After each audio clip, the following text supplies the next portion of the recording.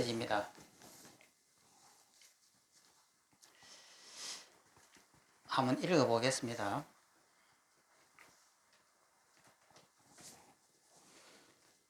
선정과 지혜가 원만하고 밝아 공에 막히지 않으니.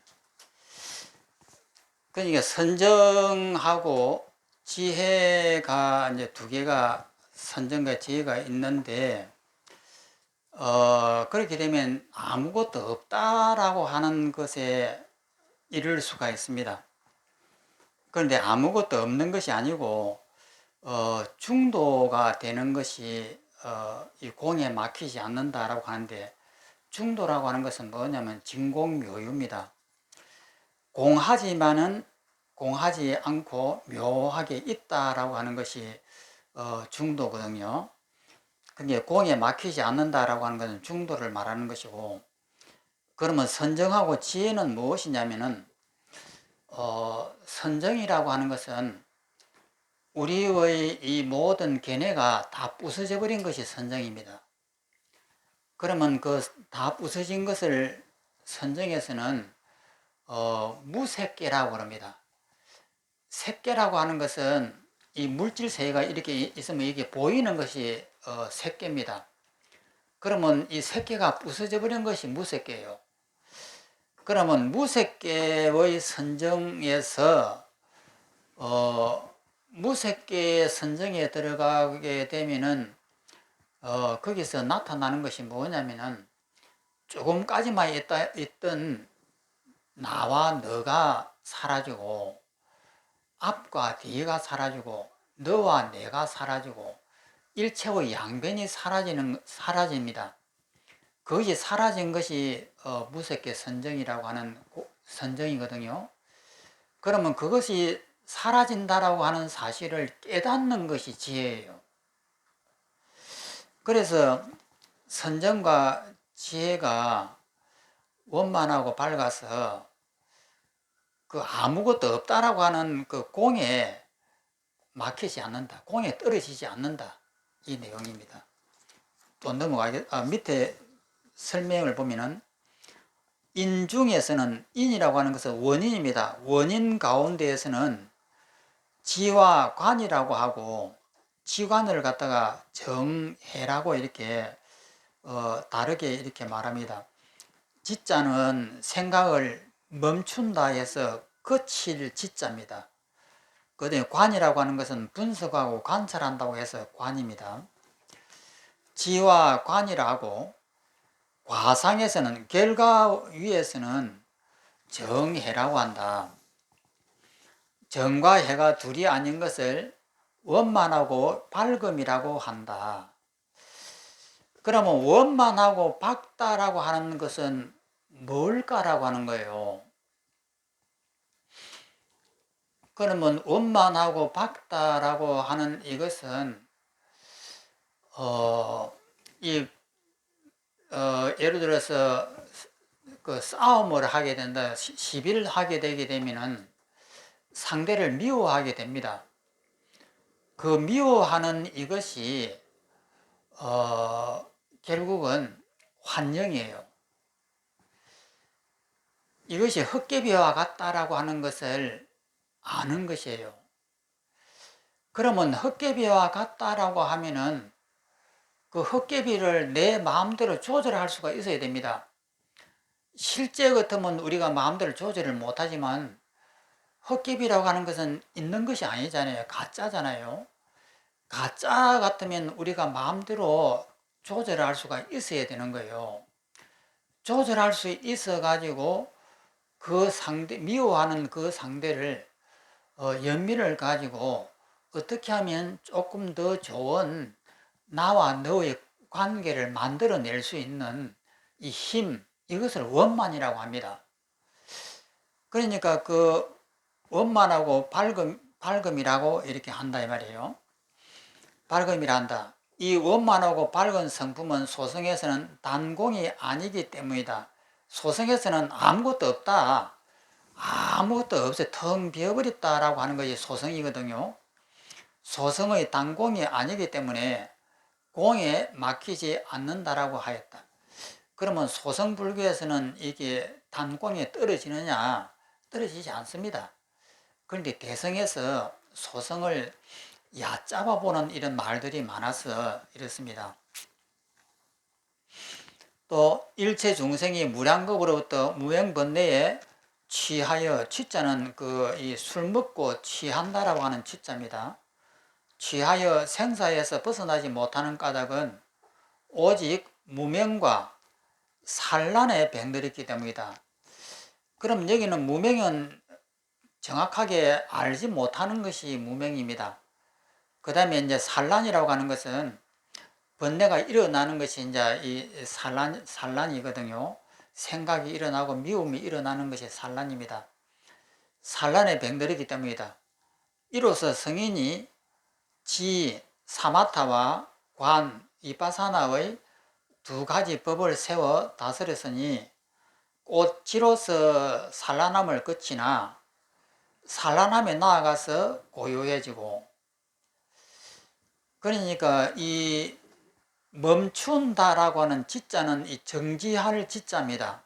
멈춘다. 멈춘다라고 하는 것은 뭐 생각을 멈춘다라고도 되지만, 생각이라고 하는 것은 미움과 원망인데, 미움과 원망을 멈춘다라고 이렇게 표현을 씁니다마는, 미움과 원망이 허상이라고 하는 걸 아는 것이 지혜예요, 지혜. 그러니까 그것이 허상이라고 하는 것을 아는 것이 관인데, 그러면은 허상이라고 하는 것을 정확하게 알려고 하면은 지라고 하는 이 멈춤이 필요한단 말이에요. 그럼 멈춤은 뭐냐면은 무색의 선정이에요.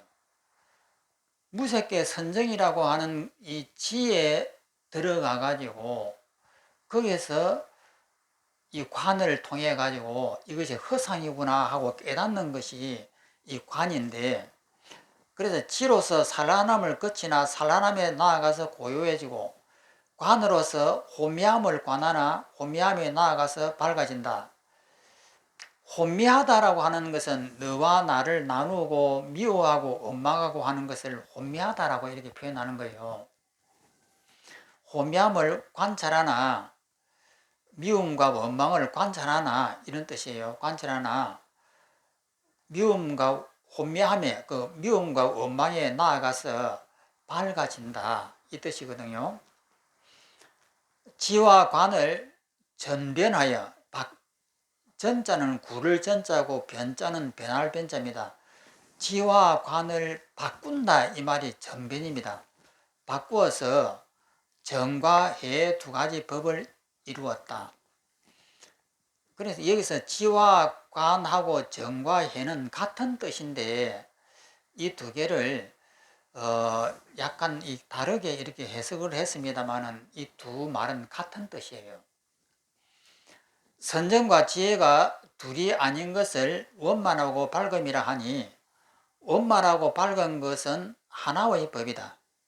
이 하나의 법은 제불, 제자는 모든 제자입니다. 부처님을 붙자, 모든 부처님의 공덕이며 무량한 법의 제물이며 법제라고 하며 묘용의 무진함이다. 묘하게 활용하는 것이 무진함이니 모두 원만하고 밝은 화장해 가운데서 수용하는 것이다. 화장이라고 하는 것은 꽃으로 장엄해 놓은 바다라는 뜻이에요. 해자는 바다 해자니까. 화자는 꽃 화자, 장자는 장엄하다. 꽃으로 장엄한 바다다. 이것이 하음 세계를 말하는데, 그러니까 이 모든 이것을 미움과 원망을 잘 조절해 가지고 서로가 손해가 안 되게끔 원만하게 바꾸는 이 과정을 꽃으로 장엄했다라고 이렇게 표현하는 거예요. 그 다음 밑에 있는 원문을 보겠습니다.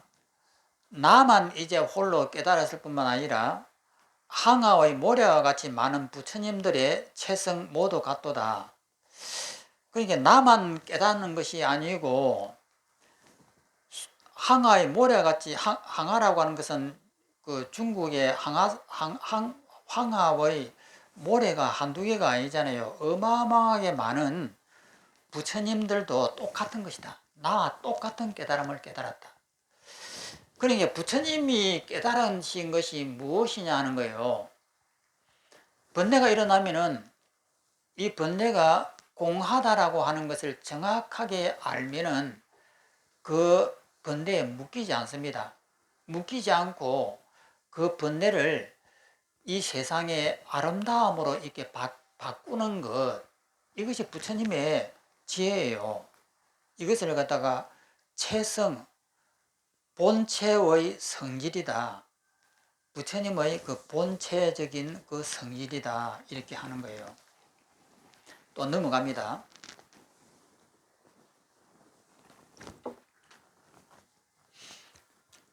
영가대사가, 이 책을 지은 분이 영가입니다. 영가대사입니다.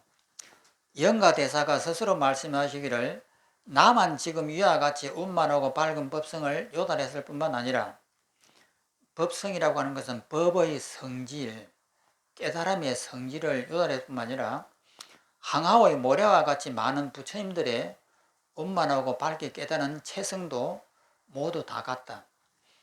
항아수의 모래알같이 많은 부처님들 전부 다 부처님이 아닌 것이 없죠. 깨달고 보면 나와 너가 둘이 아니니까 모두가 부처님이죠. 라고 하였다. 그러므로 경에 이르기를 나만이 이 모양을 알 뿐 아니라 시방의 부처님도 또한 그렇다. 부처님의 깨달은 그 마음이나 내가 지금 깨달은 이것이나 동일하다 이 말입니다.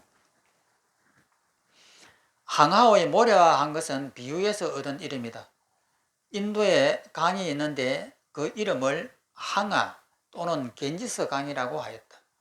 이 항아는 사방 40리이며 사방이 40리라고 하면은 40리 같으면 10리가 4km면 이거 어떻게 됩니까?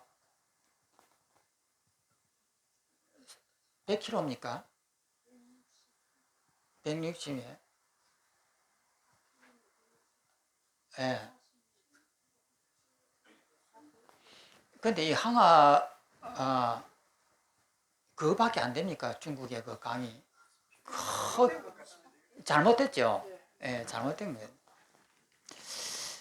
거기에 있는 모래는 밀가루처럼 미세하다. 세존께서 설법하실 때 자주 항아의 모래로서 수량을 비유하셨는데 이제 영가대사께서 경륜에 의하여 말씀하셨다. 또 넘어갑니다.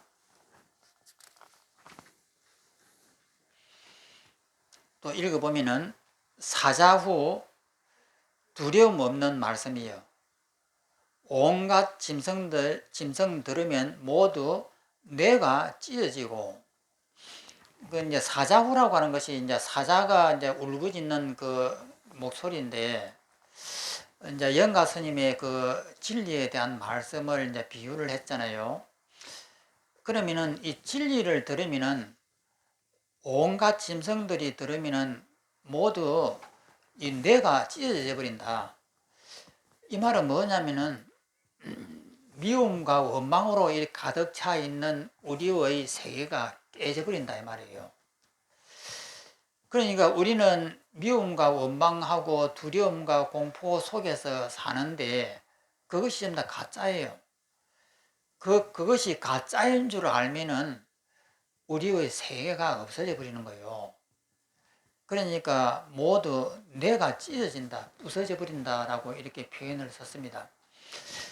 그러니까 깨달음이라고 하는 것은 뭐냐면 이 세상이 전부 다 가짜라고 하는 사실을 아는 것이에요. 지금 이게 이 방안이 있는데 이것이 가짜다 말이에요. 근데 가짜인데 가짜인 줄을 모르니까 집착을 하잖아요.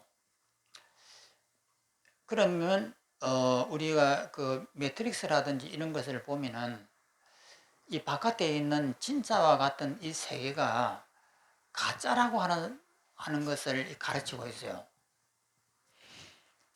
그래서 빗물이 이 하늘에서 비가 이렇게 쭈르륵 떨어지면은 그 빗물이 위에서부터 밑으로 이렇게 내려오잖아요. 비가 쭈르륵 내려오면 이게 움직이잖아요. 이 움직임을 보면서 누구든지 움직임이 있다라고 합니다. 그런데 그 움직임이 없는 것을 봐야 돼요. 그러면 그것을 어떻게 볼 것이냐? 이제 여기에 이 허공이 있단 말이에요. 공간이 이렇게 있습니다. 그 공간에는 아무것도 없습니다. 그런데 그 공간에 비가 이렇게 내려오는 거예요.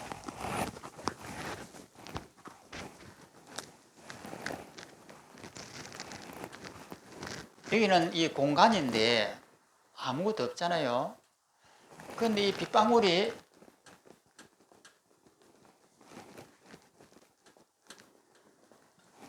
이렇게 내려오는 거예요. 그러면 우리가 여기서 이것을 보면서 아, 빗방울이 떨어지구나 이렇게 합니다. 그런데 빗방울이 다 떨어지고 나면은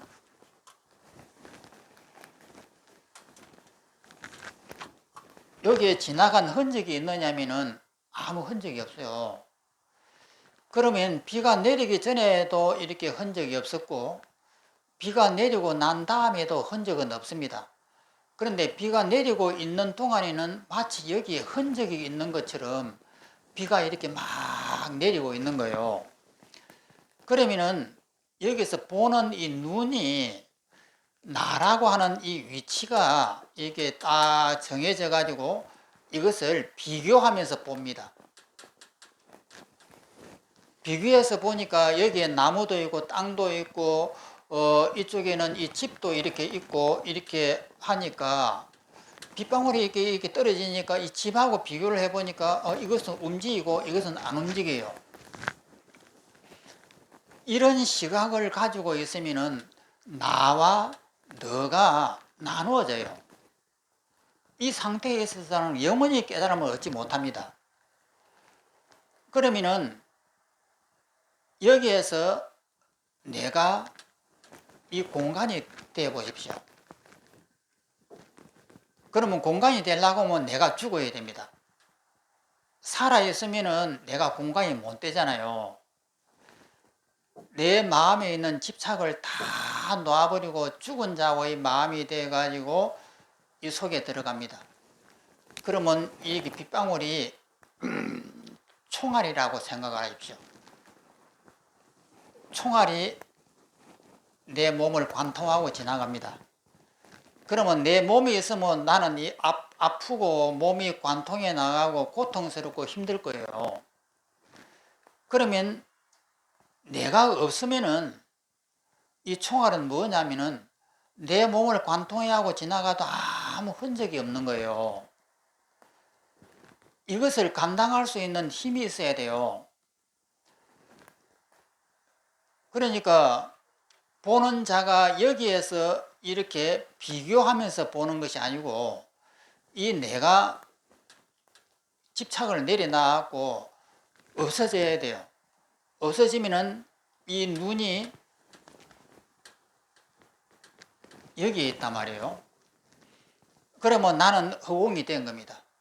그러면 내 몸이 이렇게 되어 있는데 여기에 총알이 막 내 몸을 관통하고 지나가도 내가 없으면은 아무런 흔적이 없는 거예요. 총알이 지나간다고 해도 지나간다라고 할 필요가 없는 거예요. 그 자리에 있으면서 일체 모든 총알이 내 몸을 지나가는 것을 내가 전체가 감당을 할 수 있어야 되는 거예요.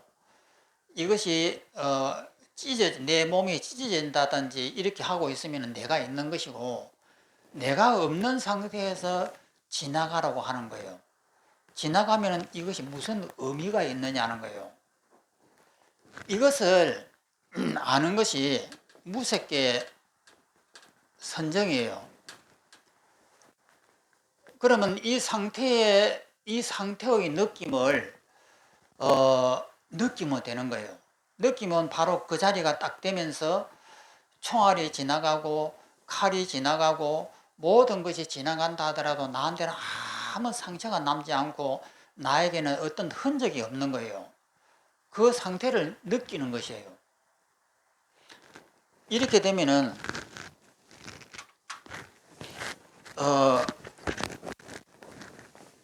오고감이 없다라고 하는 것, 움직임 없고 나와 너가 없다라고 하는 것을 자기 스스로가 느낄 수가 있습니다. 그래서 여기서 모든 내가 찢어진다라고 하는 것은 양변으로 나눠진 이 가짜가 죽는 거예요. 그 밑에 있는 설명을 보면은 사자는 짐승 가운데 왕이다. 만일 한번 표하면 여우들이 발라치를 감추고 온갖 짐승들이 모두 내가 찢어지는 듯 두려워하여 달아난다. 이로써 대성보살이 말씀하신 원돈, 원만하고 몰록, 돈자를 우리는 그 절에서는 몰록이라고 합니다. 뭐 이렇게 이 밀가루를 갖다 이렇게 있다가 쫙 잡으면은 몰록하고 솟아오르듯이 갑자기 이런 뜻을 돈이라고 이렇게 하거든요. 원돈, 그 원만한 것이 갑자기 깨달아지는 법의 음이다. 이렇게 하는 게 원돈법이 마구니의 궁을 진동함에 비유한 것이다. 마구니의 궁전이라고 하는 것은 뭐냐면은 이 미움과 원망으로 가득 차 있는 우리의 세계를 이 마궁이라고 그래요. 마구니의 궁전이다라고 이렇게 합니다. 모든 소성들의 근기가 큰 법을 감당하지 못하고 제각기 의혹을 내어 깨달아 알지 못한다. 그런 까닭에 그들은 하음해상에서 하음경에서 나오는 막 하늘에서 꽃비가 내리고 가릉빙가가 노래를 하고 이런 이제 그 묘사가 있습니다. 깨달음의 세계를 그렇게 묘사를 한 거예요. 그런데 우리는 그렇지 않잖아요. 맨날 미움과 원망으로 가득 차 있는 세상이에요. 그런데 미움과 원망이 다 사라지고 나면은 너와 내가 하나 되는 이것을 마치 가릉빙가라고 하는 이 음악의 신이 하늘에서 이렇게 노래를 부르고 그 다음에 하늘에서 아름다운 꽃비가 꽃으로 맞는 비가 이렇게 내린다. 그 세계를 그렇게 묘사를 합니다. 그것을 하엄경의 세계라고 하는데 회자는 하엄경의 그 회상이라고 하는 거예요. 회자는 그 모여있는 그 회의 상에서 기머거리와 벙어리 같아서 부처님 말씀을 믿지도 받아들일 수도 없었다. 다만 덕산스님은 문에 들어오는 이를 보면 벼랑간 몽둥이를 때렸다. 임재스님은 문에 들어오는 이에게 갑자기 활 하고 고함을 쳤으니 몇 사람이나 그것을 알았을까? 그러니까 덕산스님 같으면 몽둥이를 두드리 팬단 말이에요. 두드리 패면 전부 다 아프잖아요. 그 아픔만 기억을 해요. 그것은 무슨 말이냐면은 우리가 너 바보야 라고 욕을 하게 되면은 바보라고 하는 얘기에 우리는 탁 이게 맺혀집니다. 그래가지고 심정이 상하고 기분이 나빠진단 말이에요. 그러면 이렇게 몽둥이를 때릴 때 몽둥이를 때린다고 하는 것 때리실 때 아픕니다. 아프고 고통스럽고 하는데 그것은 내가 있어서 그래요. 그러면 내가 죽었다라고 하는 마음을 딱 내면은 마치 저 허공에서 위에서 총알이 떨어지듯이 칼이 떨어지듯이 내 마음이 허공이 되어버렸다고 하면은 아무 흔적이 없는 거예요. 흔적이 없다라고 하는 것을 깨달으라고 몽둥이를 두드려 패는데 그게 쉽게 되나요? 아주 뛰어난 사람 아니면은 그 이치를 알아채기가 힘든 거죠. 또 다음 장으로 넘어갑니다.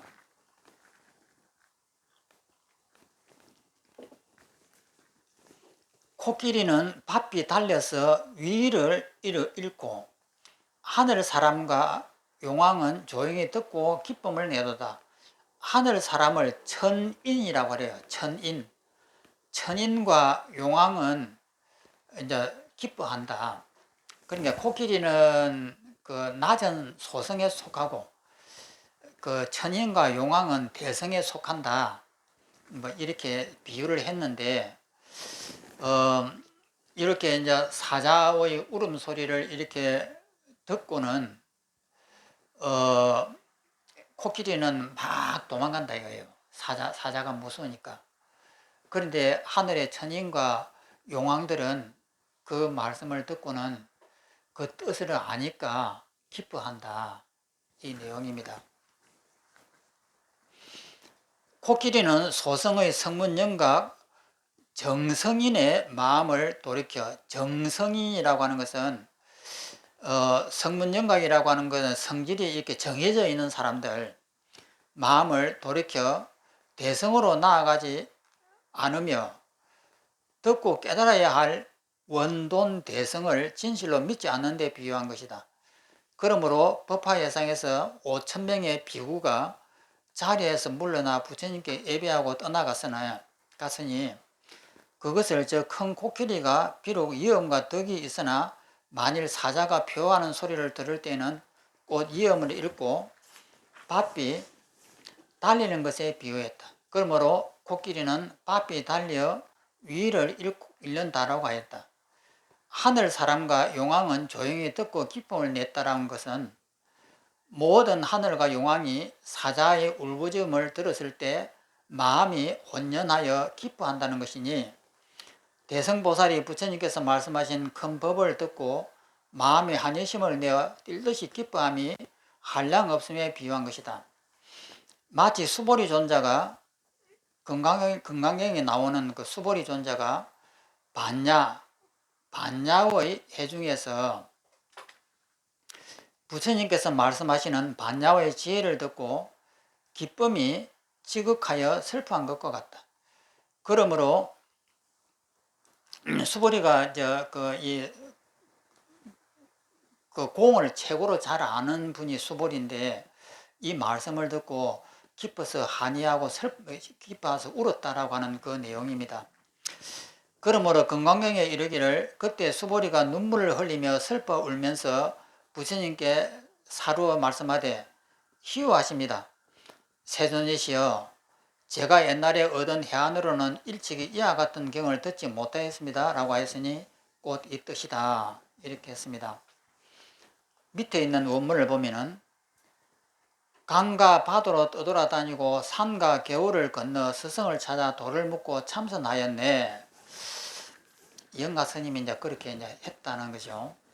다음 장으로 넘어가서 설명을 보면은 강과 바다로 떠돌아다니고 산을 넘고 물을 건너며 도로에서 피로하고 남북으로 달려가는 것은 다른 일을 위함이 아니라 선지식을 참여하여 생사를 해결하기 위함이다. 이른바 무상이 빠르고 생사의 일이 크다는 것이다. 무상이라고 하는 것은 이 세상이 이 허상이라고 하는 뜻이 무상이라는 뜻이잖아요.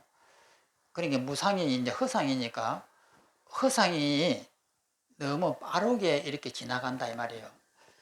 그리고 죽고 사는 생사의 일이 크다. 이 세상은 무상하기 때문에 그냥 순식간에 이렇게 흘러 지나가니까 빠르고 또 생사라고 죽고 사는 이런 문제들이 너무나 크다. 이제 그런 뜻입니다. 옛날에 투자하상이 스님이 말하기를 모든 세상 사람들이 긴급해야 할 곳에서 도리어 한가하게 느긋하고 한가하고 느긋해야 할 곳에서 도리어 긴급해야 한다라고 하였다. 만일 생사에서 벗어나고자 한다면 반드시 선지식을 만나 정상연을 삼아 그러니까 도를 얻을 수 있는 어떤 연을 만드는 것이 정상연입니다. 삼아 자기의 일을 발명하여야 하느니 밝혀야 하느니 발명이라고 하는 것은 밝힌다 이 말입니다. 발자는 이렇게 발동할 발이고 명자는 밝을 명이에요. 그러니까 밝음을 발동을 한다 이 뜻이니까 이제 밝힌다 이 말이에요. 실로 작은 인연이 아니다. 이른바 청산은 푸른 산은 늘 있으나 선지석은 만나기 어렵다는 것이다. 그러므로 스승 찾아 도를 묻고 참선하느라 라고 하였다. 또 넘어갑니다.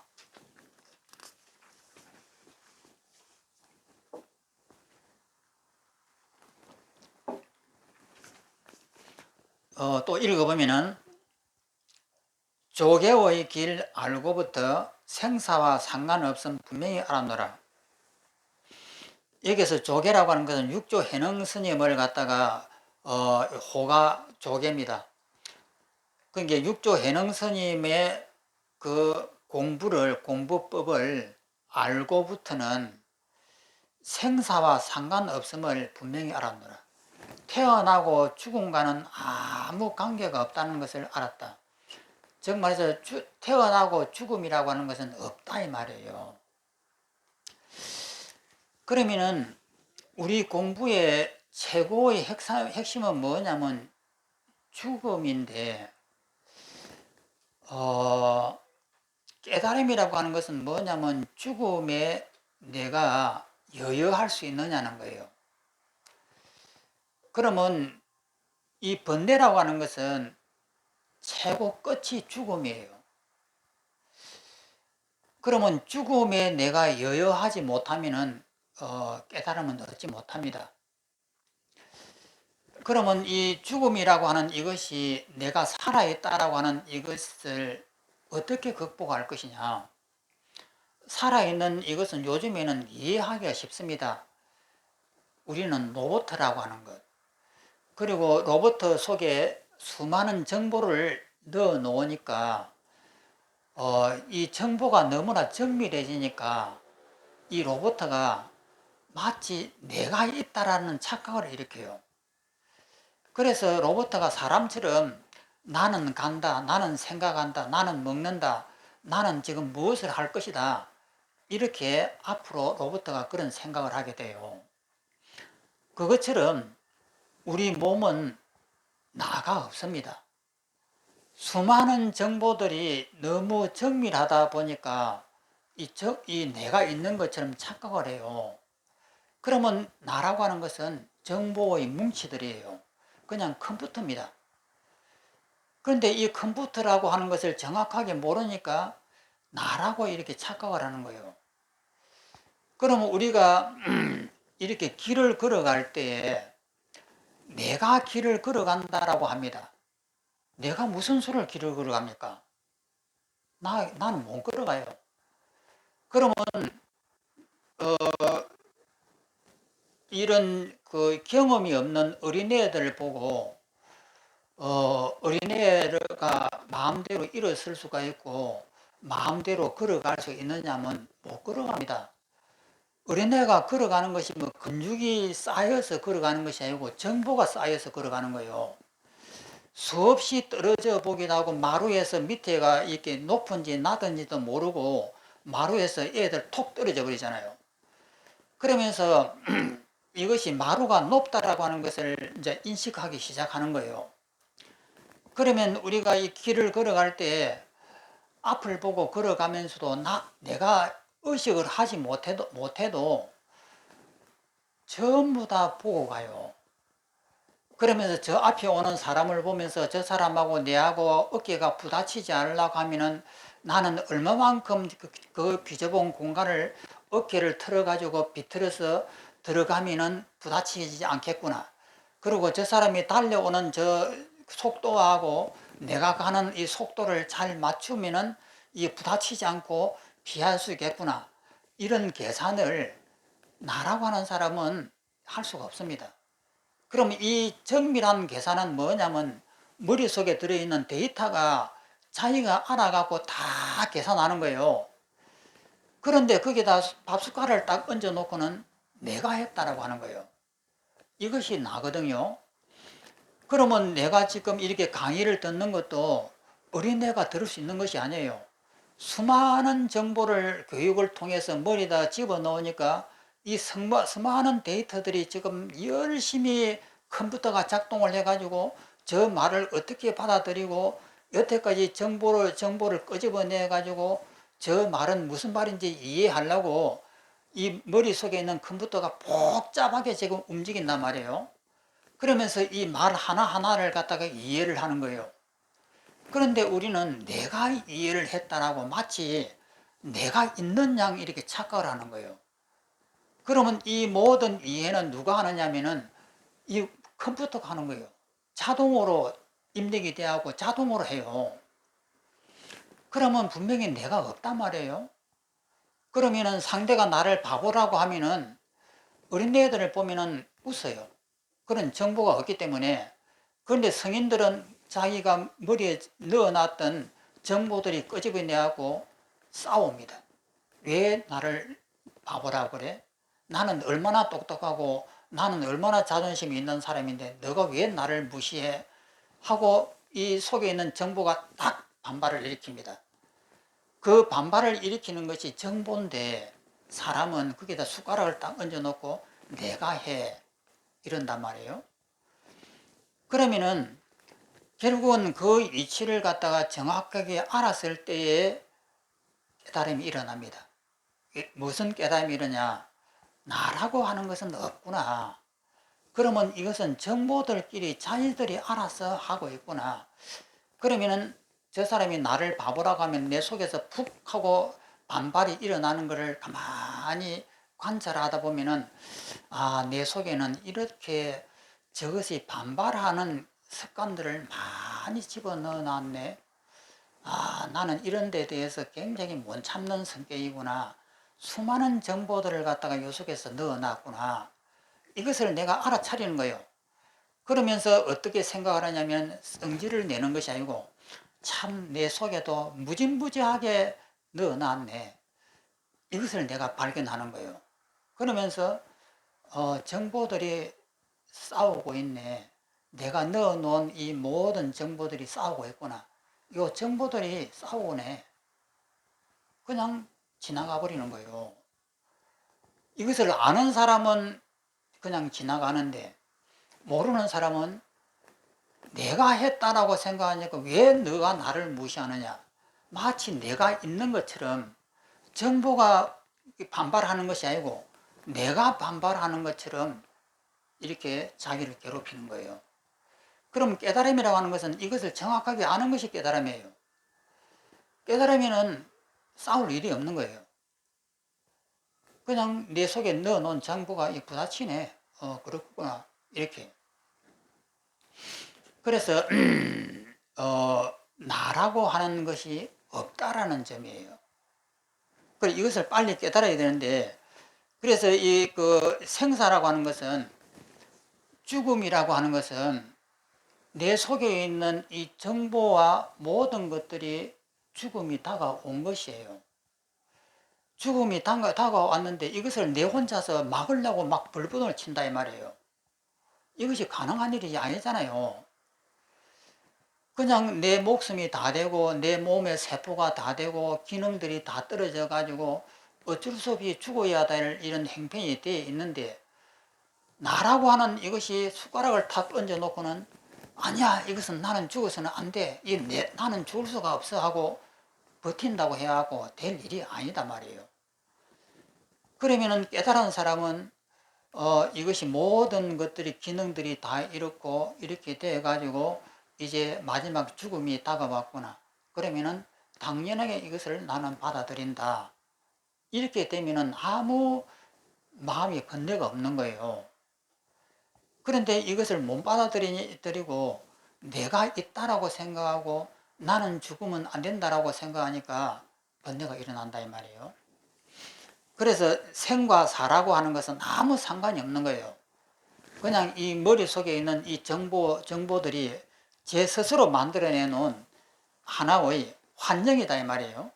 그래서 이 육조 해너의 조개의 길을 갖다가 깨달아보고 난부터 이 뭐 생사하고는 아무 관계가 없는 일이구나.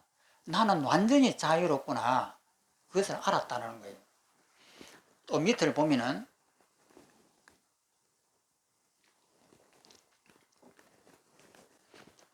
조계 6조를 찾아가 심지 법문, 심지라고 하는 것은 마음 땅입니다. 마음 심자에다 땅 지자입니다. 그러니까 심지하면 마음 바탕을 심지라고 그래요. 마음 바탕 법문을 인정받음으로부터 일체의 모든 법이 생하고 멸하는 것이 없고 그래, 그자는 갈 그자, 레자는 올 레자입니다. 가고 옴이 없음을 알았다. 만일 이러한 법문을 깨달으면 본래가 생사가 서로 간섭하지 않음을 알게 된다. 생사라고 하는 것이 나를 괴롭힐 수 없는 것이에요. 그런데 그것을 모르니까 우리가 고통을 받는 거죠. 그러므로 생사와 상관없음을 분명히 알았다라고 하였다. 만일 이와 같이 되었다면 묘용, 묘할 요자에다가 쓸 용자입니다. 활용할 용입니다. 묘한 활용이 무궁하고 온몸이 사물에 응하여 가고 머무르고 앉고 눕고 말하고 침묵하고 짖고 움직이고 어떤 일을 하고 좌우로 움직이고 구부리고 우러러 보는 것이 모두 크게 고요한 선정 중에서 분명하게 수용하는 것이 아님이 없다. 이것을 아래 글에서 볼 수 있다. 그러니까 저기에서 내가 허공이라고 하면은 비가 떨어졌다고 해서 움직이지 않는다라고 하는 것을 안다. 이 말은 비가 움직인다라고 하는 것은 헛것이에요. 이것은 실제 하는 것이 아니고 우리의 정보예요.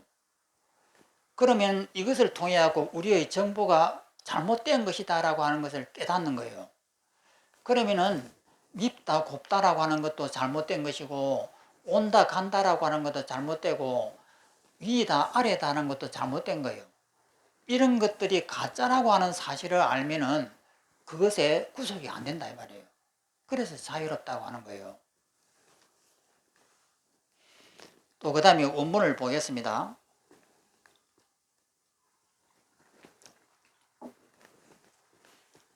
다니는 것도 선이요 앉는 것도 선이니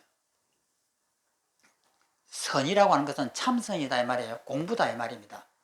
다니는 것도 공부요 앉는 것도 공부이니 말하고 침묵하고 움직이고 고요함에 체성이 편하다. 그 본래의 체성이 본체의 그 성질은 항상 편안한 것이다. 우리는 말하고 앉고 눕고 가고 오고 하는 것이 모두의 부딪힙니다. 부딪혀서 괴로운 거예요. 그런데 그 괴로운 것은 내가 있어서 그렇습니다. 그런데 내가 없으면은 그것이 원래부터 편안한 거예요. 죽음이 왔을 때 그 죽음을 우리가 버틸라고 하니까 불편한 거예요. 그런데 죽음에 의해서 내가 버틴다고 해서 죽음이 도망가느냐 하면 내 마음대로 안 됩니다. 그러면 죽음이라고 하는 것은 내 마음대로 할 수 있는 것이 아니에요. 그러면 그것은 죽음은 내가 아니다 말이에요. 그러면 우리가 이것을 우리의 공부는 모든 깨달음은 죽음을 극복하는 것이에요. 이 밉다 곱다라고 하는 것은 내가 살려고 하기 때문에 밉다 곱다가 일어나요. 그러면 밉다 곱다라고 하는 이 번뇌의 뿌리는 살려고 하는 데 있는 거예요. 그러면 그 뿌리를 내가 살려고 하는 이 마음을 놓아버리면 이 번뇌는 사라지는 거예요. 그러면 공부를 어떻게 해야 되느냐? 호흡을 관찰한다. 호흡을 관찰하고 들숨 나숨을 관찰하면 이것이 해결되느냐? 이것이 어떻게 해결돼요? 그러면은 이것을 해결하려고 하면은 항상 자기한테 물어봐야 돼. 내 지금 죽어도 괜찮는가 하고 물어보는 거예요. 그래서 내가 안 죽으려고 하면은 왜 안 죽으려고 하지? 물어보는 거예요. 물어보면은 이유가 있을 거잖아요. 이 세상에 더 보고 싶어서 그런다. 이 세상에 더 숨을 쉬고 살고 싶어서 그런다. 여러 가지가 이유가 있을 거예요. 그럼 그 이유 하나를 들고 관찰해 보는 거예요. 이 세상이 너무나 보고 싶어서 그런다. 그러면 정말 무엇이 보고 싶으냐? 여행을 가고 제주도를 가면은 좋으냐? 그러면 실제 제주도를 가봅니다. 제주도에 가고 뭐가 제일 좋으냐? 제주도의 용암 그 바위가 좋다. 그럼 바위 위에 다 앉아하고 무엇이 좋은지를 가만히 한번 보십시오. 좋을 일이 하나도 없습니다. 그 다음에 이제 백화점을 못 가서 내가 죽기가 싫다. 백화점에 가면 좋은 것이 너무나 많기 때문에 그걸 못 보고는 내가 죽을 수가 없다. 그럼 백화점에 가봅니다. 백화점에 다 가고 제일 좋은 옷도 보고 제일 좋은 뭐도 보고 다 보면 앞에다 갖다 놓고 가만히 봅니다. 이것이 뭐가 좋지? 물어보는 거예요. 좋은 것이 없는 거예요. 그러면은 지리산 천왕봉을 보고 싶어서 도저히 죽을 수가 없다. 그러면 지리산 천왕봉에 가서 그 높은 곳에 올라가고 아름다운 경치를 바라봅니다. 그럼 너 여기에서 평생 살래? 물어보면은 삶만 살면은 나 집에 가려고 발광을 합니다. 그러면은 상상으로 좋아할 뿐이지 실제로는 안 좋은 거예요. 그러니까 우리는 뭔가의 막연한 좋다라고 하는 이 어떤 이 바램을 먹고 사는 것이에요. 그래서 좋다라고 하는 곳을 어디든지 가본들 거기서 3일을 못 산다고 하는 점이에요. 제가 인도를 여행하면서 히말라야의 그 아름다운 경치를 5,000m, 4,000m를 이렇게 다니면서 입이 쫙 벌어지게 이렇게 그 경치가 본단 말이에요. 그러면 마치 만화 영화에 나오는 그 한 장면 같아요. 그런데 나는 거기에 머물 수가 없습니다. 지금 양식이 떨어져 갖고 죽느냐 사느냐 하는 이런 입장이 돼 있는데 그 좋은 경치를 보면서 와 좋네 가야지 라는 가버립니다. 그 좋은 경치가 아무 소용없어요. 그리고 거기서 예를 들어서 이틀을 거기서 반복해서 묵으려고 하면은 못 먹습니다. 제가 거기서 5,000m 이상은 그 위에서 딱 이렇게 이 판초 위를 이렇게 덮어 쓰고 앉아서 이 밤에 이렇게 잠을 자거든요. 낮에 하루에 근 10시간 이상을 갖다가 그 고지대를 갖다가 다니니까 저녁 밥을 갖다가 이게 미숫가루를 한 숟가락을 갖다 물에 타 먹고는 딱 앉아 있는 거예요. 그냥 잠이 들어요. 앉아갖고 그때 지금은 생각하면 어떻게 하면 잤는가 모르겠는데 그때는 자줘요. 그래 앉아갖고 고기만 탁 떨구면은 그냥 아침이 돼요. 아침이 되면 일어나고 턱턱 털고 또 미숫가루 하나 딱 먹고는 또다시 출발하고 이렇게 했는데 그러면 그 아름다운 경치가 사진상으로 보면은 지금은 이제 추억을 다 뜯어먹느라고 그쪽을 보면은 그 추억이 새록새록 하면서 아, 그때 이 좋은 경치를 더 왜 안 보고 그때는 그냥 바빠갖고 어서 도망가고 이렇게 갔는가 하고 이제 그렇게 했는데 그 멋있는 경치를 보면서 만약에 거기에 사람이 그 경치 좋다고 예를 들어서 거기다 집을 짓고 한 달을 살아보이죠. 살 수 있는가? 안 되거든요. 그러니까 이 세상은 내가 너무 볼 것이 많고 먹을 것이 좋고 사람 만나는 것이 좋아가지고 나는 못 간다는 것은 다 거짓말이에요. 그 점도 환영이거든요. 그래서 이것을 가만히 반복해서 보는 거예요. 정말 좋다고 하는데 뭐가 좋단 말이냐고 관찰하는 겁니다. 관찰하다 보면은 이것이 껍데기가 사사사사 자꾸 벗겨져 나가요. 그러면서 가짜가 다 벗겨져 나가면서 이것이 마음이 편안함이 온단 말이에요. 그러면 공부는 서가모니께서 말씀한 이 공부법이 최고로 정확한 방법이에요. 하두를 든다, 참선을 한다, 이것은 아니에요. 우리가 호흡을 해가지고 수식관을 하면서 하나, 둘, 셋, 넷 이렇게 호흡을 세는 이 공부가 이 깨달음을 주느냐? 안 줘요. 그러면 호흡이 들어오고 나서고 들어오고 나오는 걸 아주 정밀하게 관찰하게 되면은 나중에는 호흡이 사라져요. 그러면서 무엇을 깨닫느냐면은 들숨, 날숨이 있다고 생각했는데 이것이 없구나. 이거 깨닫는 거예요. 그러면 이것을 깨달으면은 이 세상 모든 게 좋다, 나쁘다, 죽음이다, 삶이다 이것도 마찬가지로 없구나. 이것을 깨달으라고 호흡을 시키는 거예요.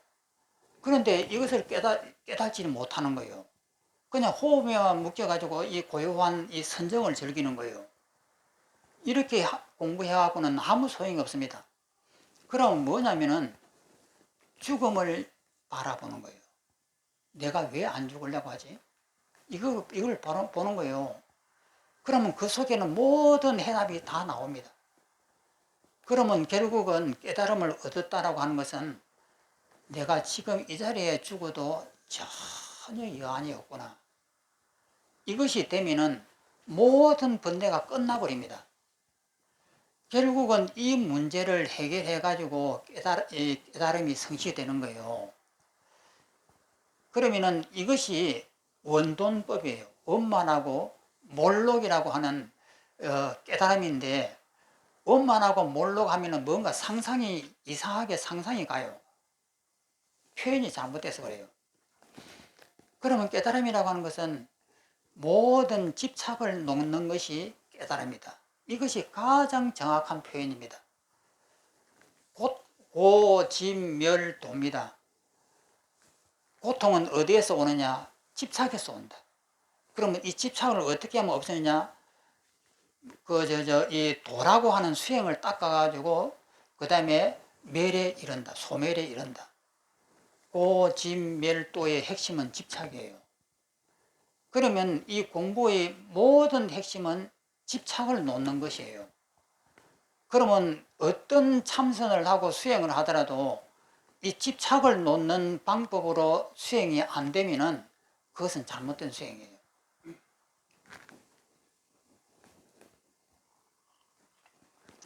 그래서 우리가 참선을 한다고 죽기 살기로 싸우고 뭐 장자불화를 하고 잠을 안 자고 하는데 그거 잘못된 것들이에요. 그럼 뭐냐면은 집착을 내가 어떻게 하면 놓을 것인가? 나는 왜 집착을 이렇게 갖고 있나? 목숨에 대한 애착, 이것이 아름답다, 좋다, 뭐 이런 것에 대한 집착을 왜 나는 놓지 못하고 있는가? 이거 관찰해요. 이것만 정확하게 관찰해가지고 모든 집착을 놓는 것이 죽음에 대한 극복입니다. 이것이 극복이 되면은 그 다음에는 이 세상에 대해서 자유롭다 말이에요. 모든 것을 갖다가 넓고 편안한 마음으로 이 세상을 볼 수 있는 힘이 생기는 거예요.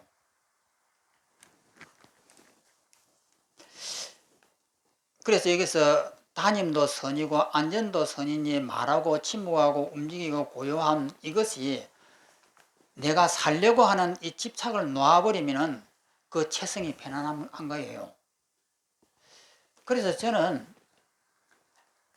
인도 히말라야를 갔다 와가지고 지리산에서 일을 하면서 힘들 때는 어떻게 하느냐면은, 힘들고 짜증나고 빨리 돌아가고 싶다, 나 여기 싫다, 이런 마음이 들 때가 되면은 딱 그 자리에 앉아고 텐트를 쳐요.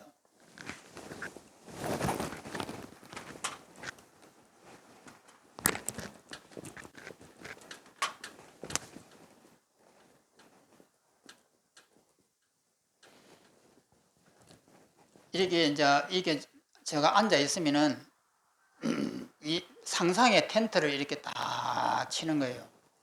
치면서 여기에다가 테레비를 딱 갖다 놓고 또 테레비를 보고, 여기에는 또 라디오도 이렇게 딱 갖다 놔놓고 또 여기에는 또 더 좋은 것들 또 이 방 안에 가지고 밑에는 또 온돌도 이렇게 착 만들어 놓고 이렇게 하고 내 방처럼 이렇게 다 꾸미 놓는 거예요. 꾸미 놓으면 이 안이 그 따뜻하고 또 옆에로 또 누울 수도 있고 이러면 편안하잖아요. 그러면 여기가 내 안방이 돼요. 지금은 현재는 지금 산이고 지금 힘들고 막 이래가고 지치고 이제 막 짜증이 나고 이렇게 하는데 그 순간에 내가 왜 짜증이 나지 하면서 이 텐트를 여기다 상상으로 이렇게 치는 거예요. 그리고 내 안방을 쫙 만들어 놓고 이게 있는 거예요. 그럼 여기가 편안한 거예요. 여기가 내 집이에요. 그런데 이 텐트를 딱 걷어내버리면 여기가 괴로움의 산이에요. 그러면 이 괴롭다, 편안하다라고 하는 것은 누가 만들었냐면 내 머리가 만들어요. 그래서 이 머리 이것이 금방금방 만들기 때문에 어디에서 내가 힘들고 어렵다 그러면은 저런 텐트를 한번 만들어 봐요. 텐트를 만들어하고 내가 지금 여기가 이렇게 편안한데 뭐가 어렵다는 것이냐. 길바닥에 가다가 이 들판에 가고 딱 앉아갖고 여기가 이제 난 집에 가야 되는데 여기가 있기 싫어라고 하는 생각이 들면은 텐트를 하는 게 딱 만들어하고 안방을 만들어요. 안방이면 여기가 내 방인데 나는 어디를 간단 말이냐. 오감이 없는 거예요. 그러면 오고 간다라고 해서 누가 하냐면 내 상상이 만들어요. 머릿속에 있는 상상들이 오고 감을 만든다 이 말이에요. 그래서 우리가 제일 필요한 것은 항상 여기가 내 자리라고 하는 점이에요. 지금 있는 이 자리가 바로 가장 편안한 내 자리예요. 그런데 이렇게 편안한 방안도 가만 앉아 있으면 짜증이 나요. 좋은 줄을 몰라요. 그러다가 아니야 난 여기 있을 수가 없어 짜증나 빨리 저 해수욕장을 가든지 백화점을 가야 되겠어 하고 났습니다. 그럼 백화점에 가고 보면은 또 짜증이 나요. 아이고 이제 집에 가야지. 집에 들어옵니다. 그럼 백화점도 짜증나고 집도 짜증나고 이 세상에 편안한 곳이 하나도 없어요. 그러면 편안한 곳은 어디냐면은 짜증을 만드는 이것을 극복하면 되는 거예요. 그러면 여기가 항상 이 자리가 가장 편해요. 항상 이 자리가 가장 편하지 않으면은 안 되는 것이거든요. 그럼 이 자리가 너무 힘들다. 텐트를 만들어도 안 된다. 그럼 죽어버리면 됩니다. 죽어버리면 내 마음을 다 죽어버리면은 이 자리에서 내가 죽어버렸다 라고 하는 이것이 딱 되는 순간에 내 마음이 텅 비어지고 내 몸도 비어져 버려요. 그러니까 이 세상에 가장 아름다운 것은 어디냐 하면은 지금 앉아있는 이 자리예요. 이 자리 외에는 편안한 곳이 없습니다. 이 자리가 비록 지옥이라 할지라도 이 자리가 제일 편안한 자리다라고 하는 거예요. 밑에 있는 설명을 보겠습니다. 조종의 문화에는 낱낱 사물이 나타내 보이고 이 조종이라고 하면은 조사로부터 내려오는 종문들의 문파들, 그러니까 조상으로부터 내려온 이 불교가 내려오는 조종을 뭐라고 해야죠?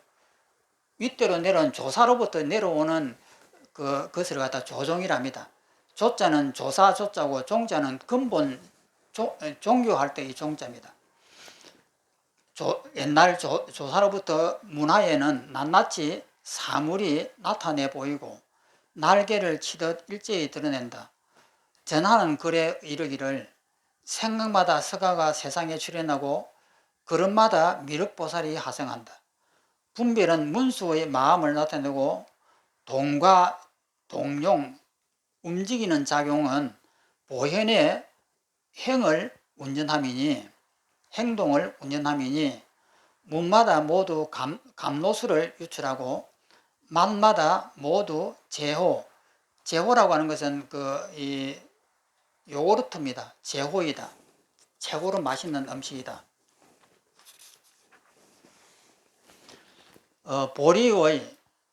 보리라고 하는 것은 진리인데 보리의 숲에서 나아가지 않고 늘 화장의 바다에 처하니 화장세계의 바다에 처하니 빛나고 빛나 티끌마다 투명하지 않음이 없고 티끌 하나하나마다 다 투명하지 않음이 없고 밝고 밝아서 눈에 넘쳐 빛을 발한다.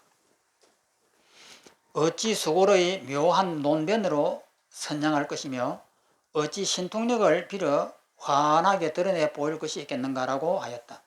만일 이러하다면 다니거나 머무거나 앉거나 눕거나 보이거나 인연을 만나는 것이 비록 응용함이 천차만별이나 진여의 성품은 고요하고 맑아 움직임이 없다.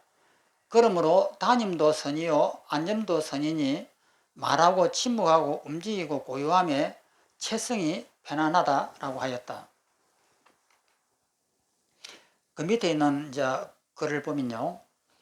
비록 칼날을 만나도 언제나 태연하고 설령 독약을 먹게 되어도 또한 한가롭다.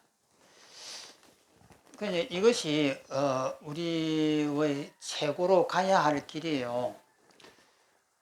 죽음에 일어나고 지금 독약을 맞고 사형대에 섰을 때에 편안할 수 있느냐는 것이거든요. 이것이 안 되면은 자기가 깨달았다 뭐었다 해도 아무 소용이 없습니다. 깨달음이라고 하는 이것은 이치를 바르게 아는 거예요.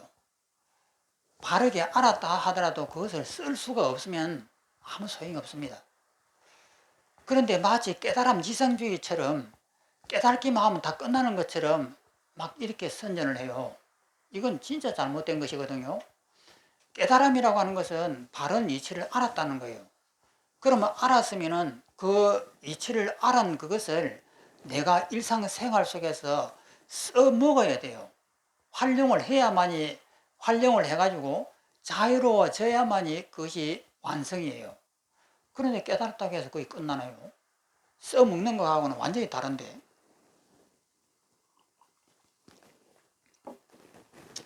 그러면 깨달음이라고 하는 것은 무엇이 깨달음이냐면은 이 세상의 환이고 꿈이라고 하는 것을 아는 것이 깨달음이에요.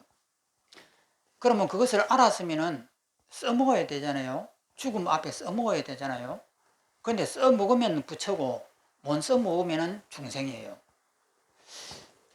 그러면 이제 마지막 사형대에 이제 망나니가 칼로 들고 뒤에서 목을 자르려고 이렇게 막 춤을 춘단 말이에요.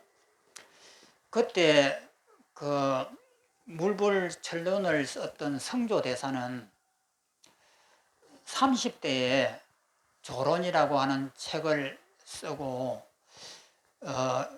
28인가 그 이전에 쓰고 그 마지막으로 이 6일 동안인가 여유를 얻어갖고 임금님한테 여유를 얻어갖고 쓴 책이 그 마지막 책인데, 그러면 그것을 쓰면서 마지막 남길 말을 뭐라고 했냐면은 망나니의 칼날이 마치 칼날이 내 목을 스치는 것이 봄바람이 내 목을 스치는 것과 같다 라고 이렇게 마지막 그 시를 썼어요.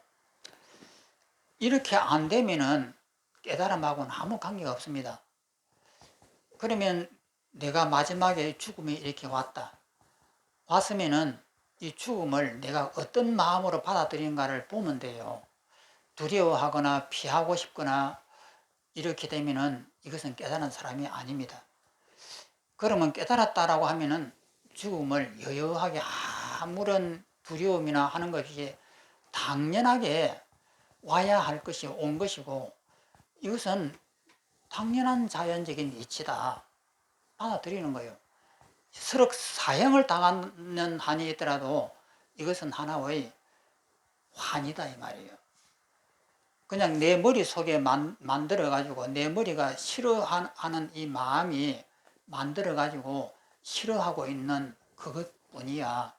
그렇기 때문에 이 죽음은 나에게는 있는 것 아니다. 그렇게 생각하면 여유해진단 말이에요. 그것이 되면은 깨달음이고 안 되면은 못 깨달은 거예요. 비록 그 이치가 허상이라고 하는 걸 알았다 하더라도 그 당시에 그것을 써먹지 못하고 마음의 두려움이 쌓이면은 그건 못 깨달은 겁니다. 깨달은 이치는 알았지만 써먹지를 못하니까.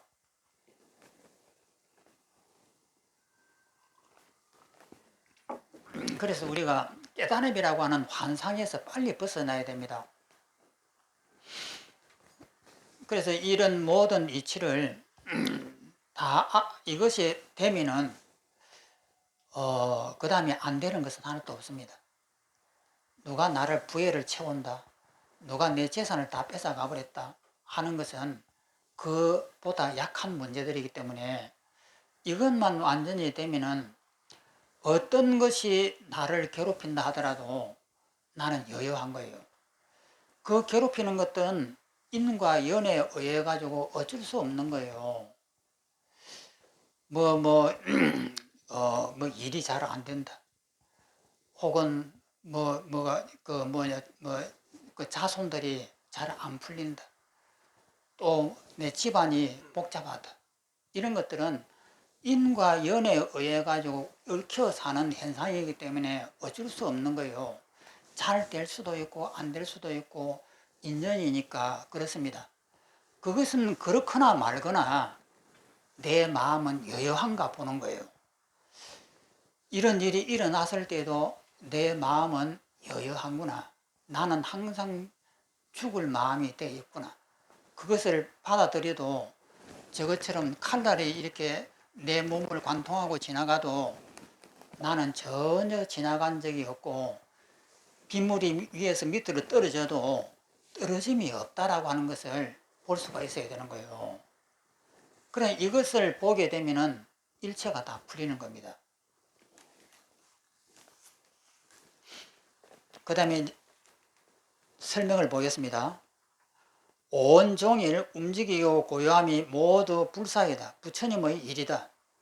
설령 어떤 사람이 예리한 칼과 독약으로 나에게 해를 끼치더라도 나는 태연하고 한가로워서 두려운 것이 없다. 그러므로 영산내상에서 500비구가 사선정을 얻고 오신통은 이 사선정은 그 선정입니다. 오신통은 천안통, 천이통, 숙명통 뭐 이렇게 5가지 신통, 누진통 빼고요. 깨달음 빼고 오신통을 갖추어 숙명의 지혜로서 제각기 과거에 부모를 죽인 것과 모든 중죄를 범한 것을 보고서 자신의 마음속에 각기 의심과 두려운 마음을 품었다. 이때 문수보살이 칼을 가지고 열애에게 가까이 다가서자 세존께서 문수에게 말씀하기를 멈추어라, 멈추어라. 오역죄를 짓지 말고. 그러니까 문수보살이 서가모니를 죽이려고 칼을 들고 갔는 거예요. 그러니까 서가모니가 멈추어라, 멈추어라. 오역죄를 짓지 말라. 나를 해치지 말라. 내 반드시 너에게 해를 입을 것이니 나는 해를 잘 입기 때문이다. 이 말은 뭐냐면 너가 나를 죽이려면 나는 죽는다. 쉽게 나는 죽을 수밖에 없는 사람이다. 이 말이에요. 문수살이여, 본래부터 나와 남이 없는 것인데 다만 마음으로 나와 남이 있을 것으로 본다. 마음이 일어날 때 내 반드시 해를 입는다. 내 마음이 일어나면 벌써 내가 해를 입는 거예요. 내가 마음을 냈으니까. 이것을 해라고 이름한다 라고 하셨다. 그러니까 이제 문수가 서가모니를 죽이려고 칼을 들고 나가니까 서가모니가 하는 말씀이 너가 나를 죽이려면 나를 쉽게 죽일 수 있을 것이다. 그렇지만 너와 나는 둘이 아니다. 그러니까 너가 나를 죽인다고 하는 것은 즉 말해서 너가 너를 죽이는 것이야. 이 말입니다. 오백비구가 스스로 본래 마음이란 꿈과 같고 헛개비와 같다. 꿈과 헛개비에는 나와 남, 그리고 태어난 나와 태어나게 한 부모도 없음을 알았다. 그러니까 앞에서 전생에 부모를 죽이고 뭐를 죽이고 이렇게 우리는 살았다 이 말이에요. 지금도 뭐 우리가 뭐 고기도 죽이고 뭐 풀도 죽이고 벌레도 죽이고 하지만 그 윤회의 입장에서 보면은 내 부모 아닌 것이 어디에 있겠는가 뭐 이런 말씀도 있습니다. 그렇기 때문에 우리는 수없는 이런 생명체를 이렇게 죽이고 살아왔다 이 말이에요. 태어난 나와 태어나게 한 부모도 없음을 알았다. 이에 오백비구가 같은 소리로 찬탄하여 말하기를 대지문수보살이시여 법의 근원을 깊이 깨달으셨도다. 스스로 손에 애리한 칼을 쥐고 열애의 몸 가까이 다가섰으네. 칼과 같이 부처님 또한 그러하시어 하나의 모양이어서 둘이 없도다. 그러니까 문수와 부처는 둘이 아니에요. 그러니까 서가모니를 죽이려고 했지만은 그 문수에 나를 죽이지 말아라. 너가 나를 죽이면 나는 쉽게 죽는다. 죽지만은 너와 나는 다른 사람이 아니야. 이 말이에요. 너가 나를 죽이면 너 스스로가 해를 입는다. 이 말입니다. 스스로 손에 애리한 칼을 쥐고 열애의 몸 가까이 다가섰네. 칼과 같이 부처님 또한 그러하시어 하나의 모양이어서 둘이 없도다. 모양도 없고 태어남도 없는데 이에 어떻게 죽이겠습니까? 라고 하였다. 그러니까 내가 상대를 갖다가 죽인다고 하는 것은 그 상대가 실제한다라고 하니까 죽이려고 그래요. 그런데 그것이 허상이에요. 그런데 허상이라고 하는 사실을 알면은 상대를 죽일 필요가 없는 거예요. 누구를 죽이느냐면 나를 죽여야 되는 거예요. 그런데 우리는 그 상대가 나쁘다고 하고 상대를 죽이려고 그래요. 그러니까 이것이 문제가 어려워지는 거예요. 천의 선사가 따져 묻기를 어떤 것을 칼과 같이 부처님 또한 그러하다고 말한 것인가 하였으니 이 인연을 밝힌 뜻하다. 그러므로 비록 칼날을 만나도 언제나 태연하고 설령 독약을 먹게 되어도 역시 한가롭다고 하였다. 오늘은 이제 여기까지입니다.